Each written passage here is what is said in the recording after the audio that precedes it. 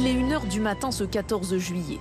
En costume bleu et chemise blanche, Donald Trump descend sans aucune aide les marches de l'avion qui le ramène de Pennsylvanie. Son oreille droite, blessée, n'est pas visible. Rien n'indique que 7 heures plus tôt, l'ex-président des États-Unis a échappé miraculeusement à une tentative d'assassinat.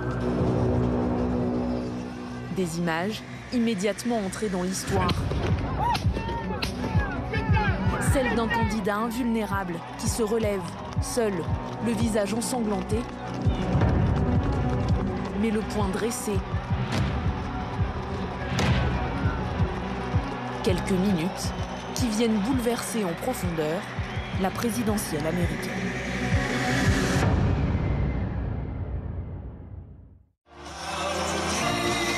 Samedi 13 juillet, sous le soleil de cette fin d'après-midi en Pennsylvanie, Donald Trump, 78 ans, entre en scène. Casquette rouge vissée sur la tête, l'ancien président américain s'apprête à tenir son dernier meeting de campagne avant d'être officiellement investi candidat des Républicains pour l'élection présidentielle, 48 heures plus tard. Il débute son discours, évoque l'immigration illégale, quand soudain, à 18h08, il est interrompu par des tirs. Une succession de 3 détonations et des cris. Sur les images, on voit des spectateurs se jeter à terre, alors que lui se tient l'oreille droite avant de se recroqueviller derrière son pupitre. En quelques instants, c'est la panique. Des membres du secret de service, les hommes et les femmes chargés de sa protection, se précipitent sur l'estrade autour de l'ancien président encore au sol. Des spectateurs effrayés s'enfuient et filment la scène. Je suis au rassemblement de Trump et quelqu'un vient de commencer à tirer. Qu'est-ce qui vient de se passer? Oh mon Dieu! Tout autour du lieu de la fusillade, des militaires en armes se positionnent. Sur les toits des bâtiments alentours, les snipers ouvrent le feu. L'homme, suspecté d'avoir tiré, est abattu. Lorsque les agents du secret de service aident Donald Trump à se relever, les spectateurs découvrent son visage ensanglanté. Il a été touché.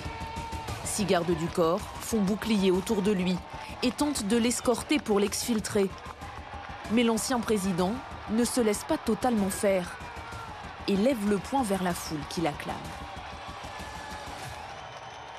Nous étions inquiets pour le futur président Trump. Je l'ai vu se lever, les services secrets se sont blottis autour de lui, mais il a rapidement fait un mouvement indiquant qu'il allait bien.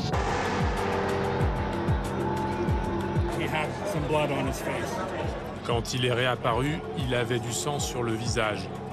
Enfin, je sais pas si c'est parce que les services secrets l'ont plaqué ou...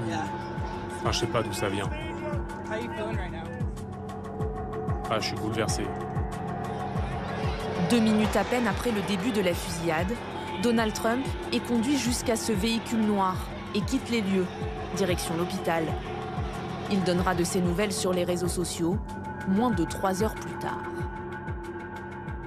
J'ai reçu une balle qui a transpercé la partie supérieure de mon oreille droite.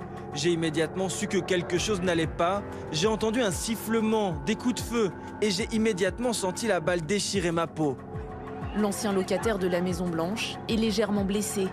Mais dans les gradins du meeting, un homme, lui, a été touché mortellement.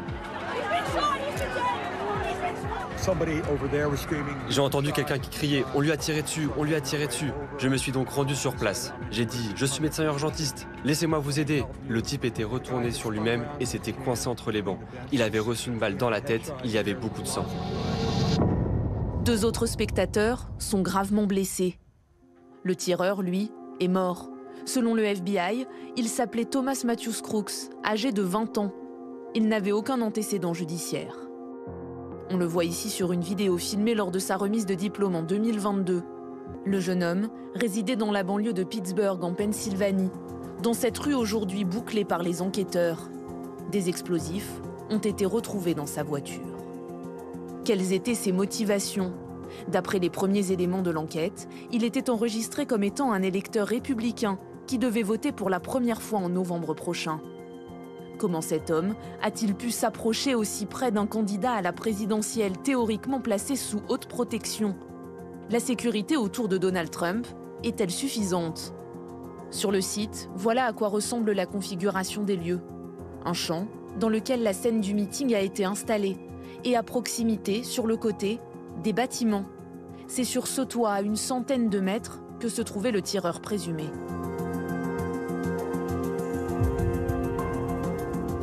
Des spectateurs assurent avoir signalé aux forces de l'ordre la présence du suspect, plusieurs minutes avant qu'il n'ouvre le feu. J'étais là en attendant Trump et j'ai vu un gars passer d'un bâtiment à l'autre. J'ai dit aux policiers qu'il était là-haut. Greg Smith, lui, se tenait en retrait du meeting. Mais il avait également remarqué cet homme, armé, allongé sur le toit d'un bâtiment. Il avait un fusil. On pouvait clairement le voir avec un fusil. On le pointait du doigt. La police était en train de courir au sol. On leur a dit « Hé mec, il y a un type sur le toit avec un fusil. » Et la police était là « Hein, quoi ?» Comme s'ils ne savaient pas ce qu'il se passait. Et nous, on le voyait ramper. Et je me disais « Mais pourquoi Trump continue de parler ? Pourquoi ils ne le font pas sortir ?» Je suis resté à pointer du doigt ce type pendant au moins 2 ou 3 minutes. Et ensuite, il y a eu les coups de feu. Quelques secondes avant les premiers coups de feu, l'un des policiers semble apercevoir le tireur. Mais il est trop tard. Donald Trump est touché. Y a-t-il eu une grave défaillance des services de sécurité? Dans le climat déjà très tendu de la campagne, la polémique a immédiatement pris de l'ampleur. Le FBI, chargé de l'enquête, a admis que le secret service devra s'expliquer. Pour savoir de quel type d'arme il disposait et tout ça, ce sont vraiment des jours, des semaines et des mois d'enquête. C'est surprenant, mais encore une fois, il faut attendre pour connaître la vérité. Tous les détails seront dévoilés plus tard. Mais sans attendre des réponses sur le déroulé des faits, la campagne électorale prend déjà une autre tournure. Joe Biden a rejoint la Maison-Blanche pour condamner la tentative d'assassinat. There's no place in America for this kind of violence. It's sick. It's sick. It's one of the reasons why we have to unite this country. We cannot allow for this to be happening. Mais pour les républicains, le président Biden est responsable de ce qui vient de se passer, comme l'exprime son détour le sénateur de l'Ohio, James David Vance, possible colistier de Donald Trump. Il ne s'agit pas aujourd'hui d'un simple incident isolé. Le postulat central de la campagne Biden est que le président Donald Trump est un fasciste autoritaire qu'il faut arrêter à tout prix. Cette rhétorique a conduit directement à la tentative d'assassinat du président Trump. Alors que ces derniers jours, l'attention se focalisait sur la santé défaillante de Joe Biden, 81 ans, les Américains sont frappés par la réaction instinctive et la combativité de Donald Trump. En Floride, sur la route de Mar-a-Lago qui mène à sa luxueuse résidence, de nombreux partisans républicains se sont réunis spontanément, plus que jamais convaincus qu'il est un héros qui sauvera les États-Unis. Trump a essayé de lever le poing et de dire « Battez-vous, battez-vous, battez-vous ». Je l'ai vu lever le poing et dire qu'il était toujours là. Dieu le bénisse, Dieu le bénisse. Je ne sais pas si j'aurais pu le faire. Quel homme courageux. Tous vénèrent plus que jamais Donald Trump qui se relève tel un phénix. Un homme que plus rien ne peut arrêter dans sa détermination à reconquérir la Maison-Blanche.